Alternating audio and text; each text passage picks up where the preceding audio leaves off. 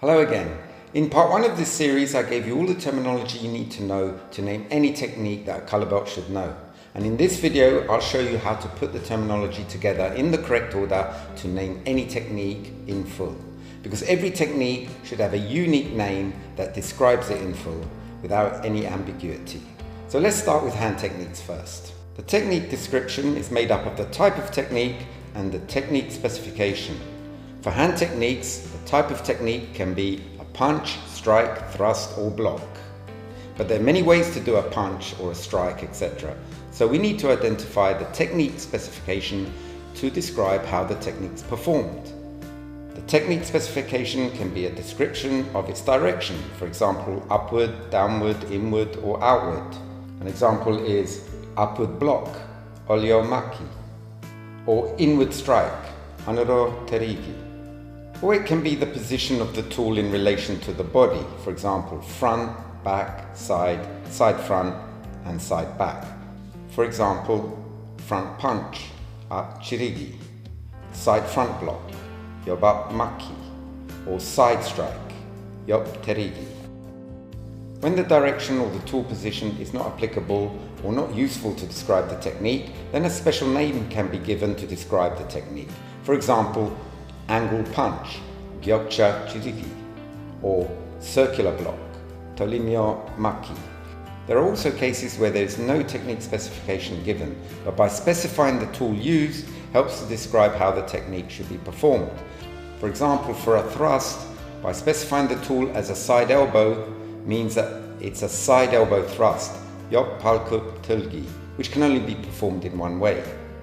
Another example is for a strike. Using the upper elbow gives you an upper elbow strike, wi palkup terigi. Notice that in these cases, side elbow and upper elbow are the names of tools and not the technique specification, although it provides information just like a technique specification. Most techniques can be done at different heights, so we need to specify the height before the name of the technique. For example, a side block can be done as a high, middle or low block. So by specifying the height before the name of the technique, we get high side block, nopunde yok maki, or middle side block, kaunde yok maki, or low side block, najunde yok maki. But some techniques don't require the height description. For example, rising block, chukya maki. There are no high, middle and low versions of this block. Many techniques can be done with more than one tool. For example, a side strike can be done with a back fist, side fist or a knife hand. So we need to specify the tool by placing it before the height and the name of the technique. For example, back fist high side strike, tung jumok no punde yok terigi, or knife hand middle side strike, songkal kaunde yok terigi. Sometimes you don't need to specify the name of the tool because the technique is used in its most common tool. For example, with a punch like middle front punch, kaunde up chirigi, you would normally use the forefist, up chumok. As a colour belt, you're more likely to just learn punches using the forefist, but as a black belt, you would know that there are other types of fists that can be used. For example, a knuckle fist or an open fist or a long fist. But if no tool is specified for a punch, then you'll assume it's a forefist. Some techniques don't have common tools. For example, the side strike that I mentioned earlier can be done equally as well with the back fist or the knife hand. So it's just as common to have a back fist side strike as a knife hand side strike. Most techniques can be done with a variety of stances, so you can specify the stance at the beginning when naming a technique. For example, sitting stance middle front punch, anunso kaunde up chirigi, or L stance knife hand middle guarding block, nyunchaso songkal kaunde debi maki. X stance back fist high side strike, kyochaso tongchumok no punde yop terigi. Notice in Korean the word sogi gets shortened to so when used in naming a technique. So with the four variables, stance, tool, height and technique, we can have many permutations. Just with the list I provided you in part 1, there are 10 different stances, obviously 3 different heights. I gave you about 20 different tools and about 35 different techniques. This makes 21,000 different possibilities, but not all permutations are possible. For example, if we choose the technique to be a thrust, tulgi, we already reduce the number of tools that can be used. If we choose the tool to be a side elbow, yop palkut, then the 3 heights are no longer applicable. And the viable options for stances is reduced to L stance, nyunja sogi, rear foot stance, twitpal sogi, or fixed stance, kochun sogi. So most permutations are not viable options. But these 4 variables are not enough to describe the technique completely, because we've not specified whether we're using a left or right stance or a left or right tool. For example, with walking stance, 4 fist, middle front punch, kununso apchimo kaunde apchirugi, there are 4 ways that can be done, with a left or right walking stance, or a left or right 4 fist. So we need to specify this in our description. If the stance is symmetrical, as with closed stance, moa sogi, sitting stance, anan sogi, or parallel stance, narani sogi, then it makes things much easier because there's no left or right version. So we only need to determine whether the tool is a left or right tool. With asymmetric stances, we do need to specify whether it's a left or right stance. And instead of specifying whether the tool is using the left or right side, we use the term obverse, paro, or reverse, bandai, for the technique. And you place the word obverse or reverse just after the height and before the name of the technique. An obverse technique is when the tool is on the same side as the leading leg, and a reverse is done on the opposite side of the leading leg. But take note that when the weight distribution is predominantly on the rear leg, such as with L stance, nyuncha sogi, rear foot stance, twitpal sogi, and vertical stance, sujik sogi, then the rear leg will be the leading leg.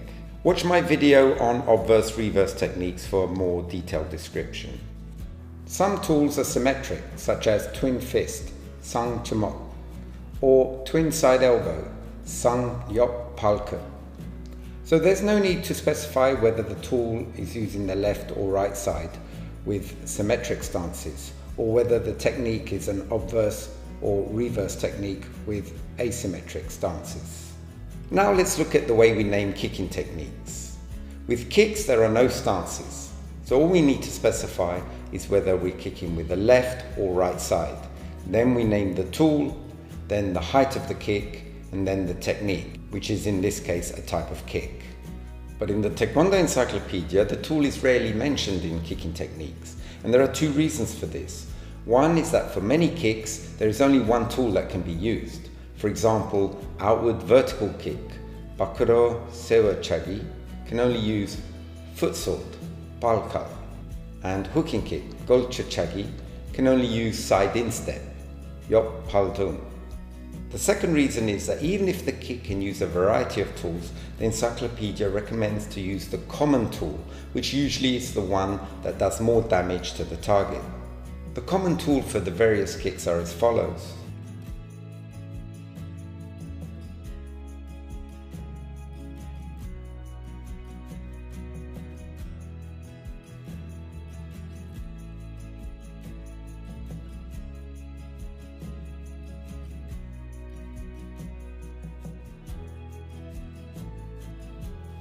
So if you want to name a turning kick using the left foot, you would call it a left turning kick, when tolyo chagi, which assumes that it's using the ball of the foot, up kumchi.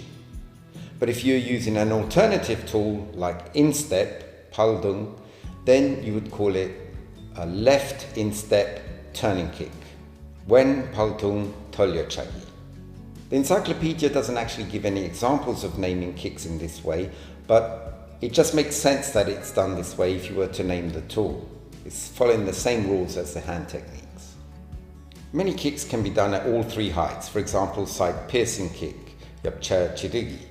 So you can have high side piercing kick, napunde yapcha chirigi, middle side piercing kick, kaunde yapcha chirigi, and low side piercing kick, najunde yapcha chirigi. And there are some kicks that can only be done with 1 height, so you don't need to specify the height. For example, press and kick, nulla chagi. No need to specify whether it's high, middle and low, it's only one height.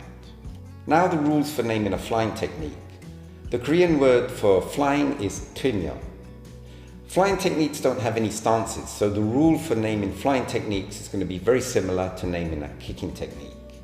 First you put the word flying, then you specify whether the tool is using the left or right side, then you name the tool, then the height of the technique, and then the technique itself. Notice the height is included there.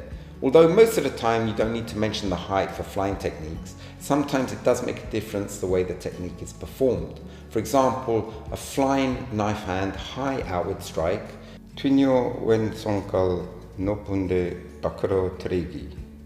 And the flying knife hand middle outward strike, twinyo wen songal gaunde bakuro terigi, will be performed at the attacker's shoulder level. So here's a summary of the rules of the various types of techniques we discussed in this video.